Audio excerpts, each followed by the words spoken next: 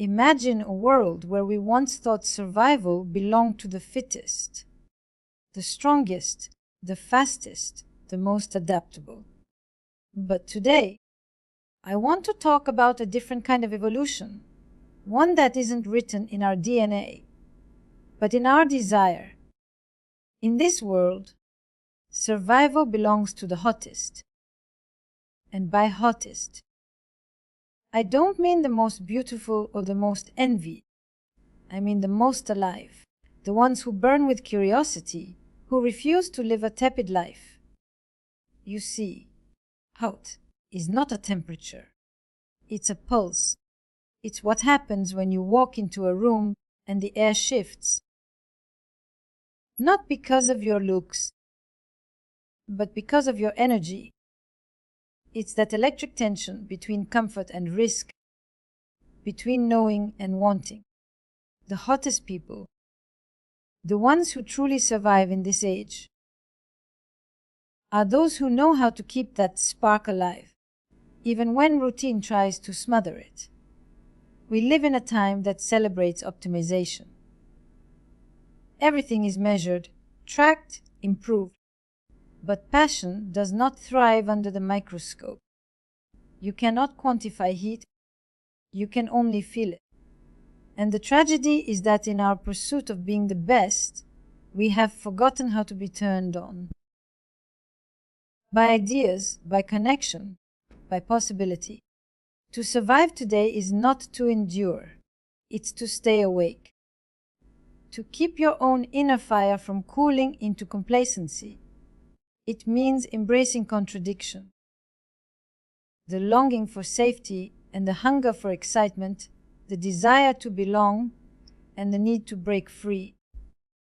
It means daring to be fully seen, even when it's uncomfortable. The hottest among us are not those who have the most followers, the most money, or the perfect plan. They are the ones who keep reinventing, who allow themselves to be changed by what they love, who can hold tension without rushing to resolve it, because they know that life is not meant to be balanced. It's meant to be vital. So when I say survival of the hottest, I mean survival of the ones who still care, the ones who choose engagement over numbness, curiosity over cynicism, connection over comfort. The ones who understand that to live is to stay in motion, to keep fanning that flame, even when the world around you feels cold. The hottest survive not because they fight harder, but because they burn brighter. To talk about survival of the hottest is to talk about how we navigate desire, attention, and connection in a world that is constantly testing our capacity to feel. The hottest are not the most adorned, the most desired, or the most displayed. They are those who stay connected to something raw, something alive inside them, even as the world becomes increasingly curated, efficient, and cold. We live in an era of abundance of choice, of access, of information, and yet a poverty of presence. We scroll past 1,000 faces before breakfast. We consume moments like snacks, never quite full. And in that endless buffet of stimulation, we forget what it means to be moved. The hottest among us are not immune to this overload. They just refuse to surrender to it. They know how to pause, to taste, to notice. They understand that presence is not a luxury. It's oxygen. When we talk about survival, we often imagine resilience as endurance, the capacity to withstand hardship, to stay strong when things fall apart. But survival today has a different rhythm. It's not only about how we endure, but how we stay engaged, how we protect our capacity to desire, to be curious, to be touched by life. The hottest survive because they do not let the world numb them. They insist on staying sensitive, even when sensitivity hurts. There's a quiet rebellion in that. To remain open when everything around you invites withdrawal is an act of courage. To keep wanting in a culture that glorifies detachment is radical. The hottest are not the ones who have everything figured out. They are the ones who dare to keep asking questions. They understand that certainty is sterile. It kills the spark. What keeps us alive is not knowing. It's the endless dance between the known and the mysterious. We confuse being busy with being alive. We confuse visibility with vitality. But the hottest are not necessarily in the spotlight. Sometimes they are the ones who step out of it. They know that intensity does not come from performance, but from presence. From the quality of attention they bring to what they do and who they are with. Imagine two people in a conversation. One listens to respond. The other listens to feel. One hears words, the other senses the unsaid. The second person is hotter. Not because of charm, but because of awareness. They create heat by showing up fully. They make others feel seen, and in doing so, they awaken something forgotten. This is how the hottest survive. They generate warmth in a world that rewards cool detachment. Desire, at its core, is not about what we have. It's about what we long for. It lives in the space between what is and what could be. The hottest know how to live in that space. They don't rush to fill it. They let anticipation build. They savor the tension. They understand that heat is born from friction, between what we want and what we fear, between comfort and challenge, between love and freedom. And yet, many of us spend our lives extinguishing that friction. We seek safety in sameness. We mistake predictability for peace. But comfort without aliveness becomes a quiet death. The hottest do not settle for this. They may crave security, but they never sacrifice their vitality for it. They understand that love, work, creativity, all these things need oxygen, not control. Look around. The people who inspire us, who make us feel alive, are rarely the ones who follow the script. They are the ones who disrupt patterns. Sometimes gently, sometimes chaotically. They are the ones who refuse to let routines turn sacred things into obligations. They turn the mundane into art. They are playful, unpredictable, even contradictory. And that's precisely why they draw us in. They remind us of something we've lost: the permission to be fully human in relationships.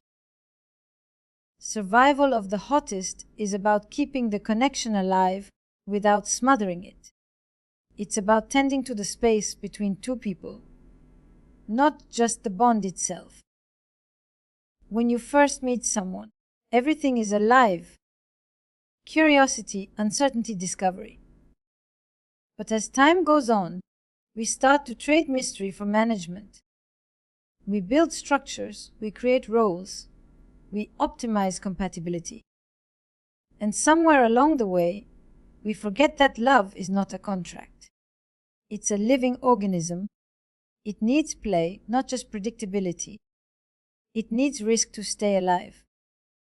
The hottest couples are not those who never fight or who always agree.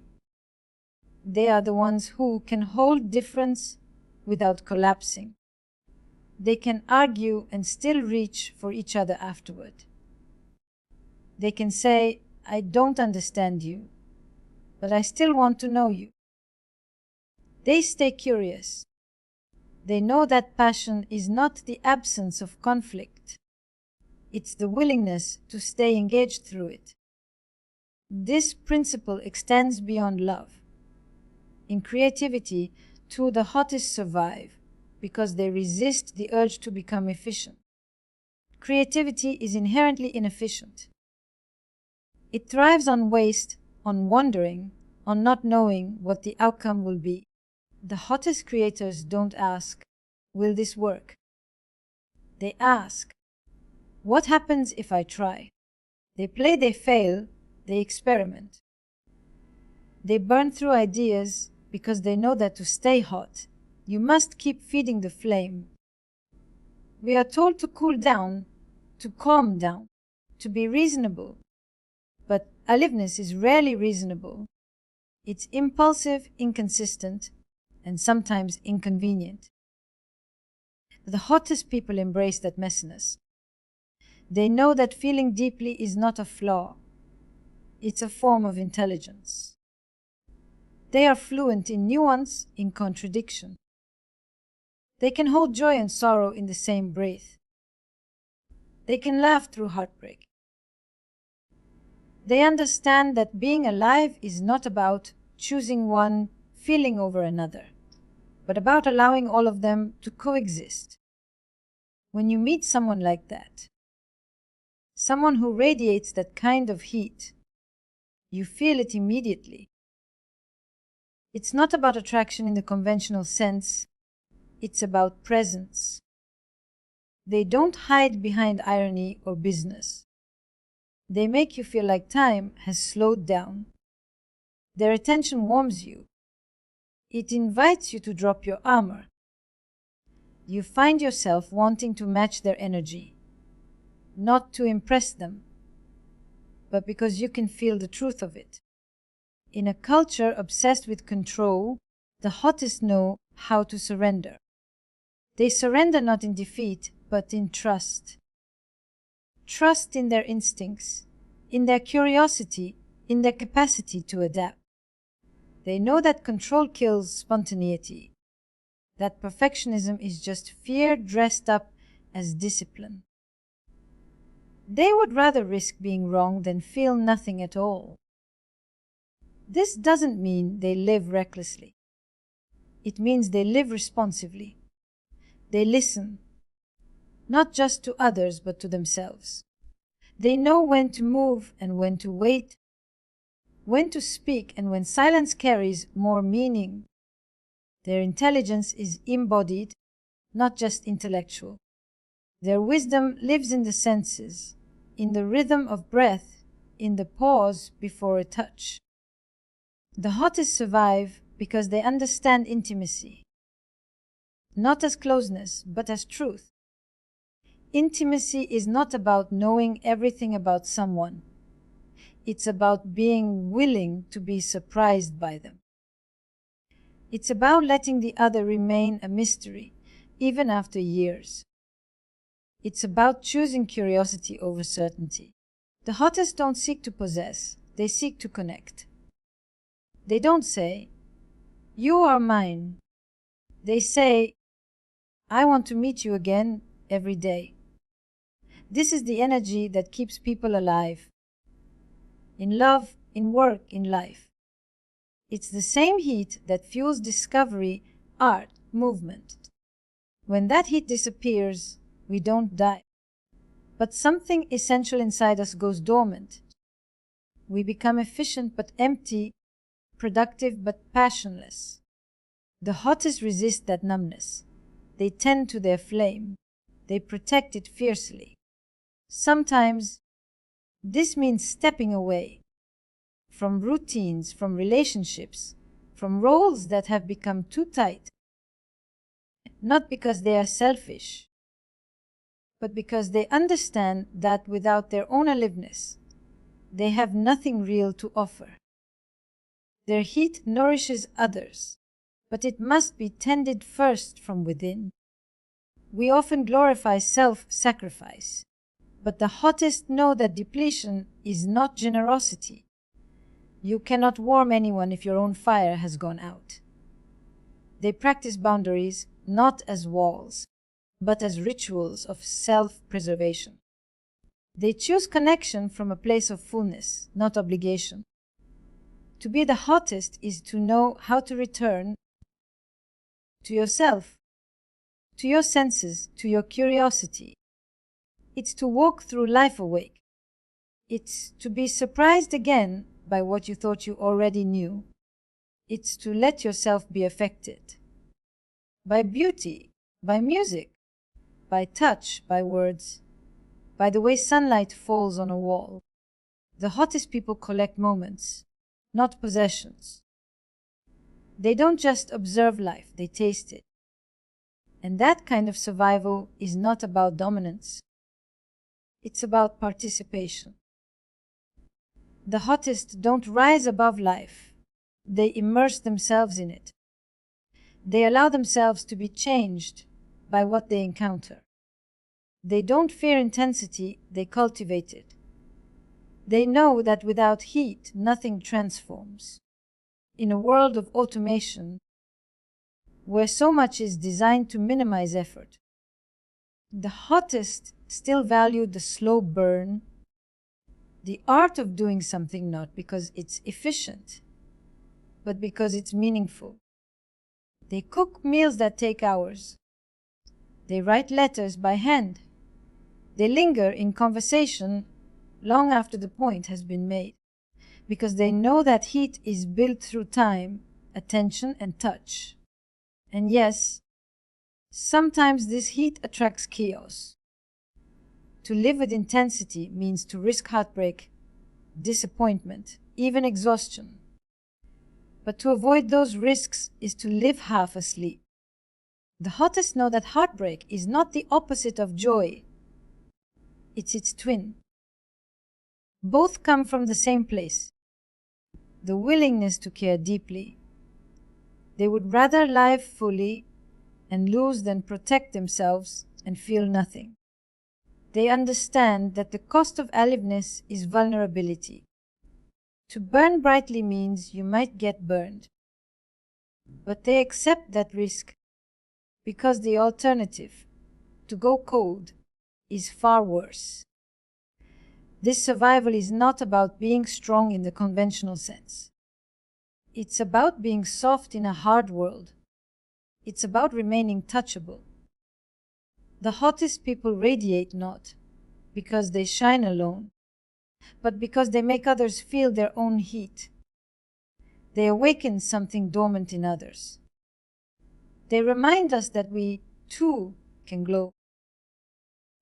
And maybe that's the quiet secret of this survival, that it's not about competition at all. It's about contagion. When one person lives with that kind of intensity, it spreads. It's a spark passed from one to another. Through laughter, through look, through an honest word. Heat shared is not lost, it multiplies. So, survival of the hottest is not a race. It's an invitation to keep your flame alive in a world that profits from your coolness, to stay open when it would be easier to retreat, to keep choosing life in all its mess and beauty and unpredictability. Because in the end, the hottest survive not because they are chosen, but because they choose, again and again, to be alive. So when we talk about survival of the hottest, we're not talking about vanity or popularity. We're talking about vitality, about the courage to stay alive to your own longing in a world that numbs it. To keep the fire burning, even when it would be easier to turn down the heat. Because in the end, it's not the strongest who endure, nor the smartest who prevail. It's those who stay lit from within, the ones who dare to feel, to connect, to desire, to keep choosing life even when it hurts. Be that kind of heat, the kind that doesn't consume but ignites. The kind that doesn't fade when the lights go out. Be the reminder to yourself and to everyone who meets you that aliveness is contagious. Survival today belongs to those who refuse to go cold. So don't dim. Don't apologize for your fire. Feed it. Guard it. Share it. Because in a world built to cool you down, your heat is your rebellion. And your greatest power.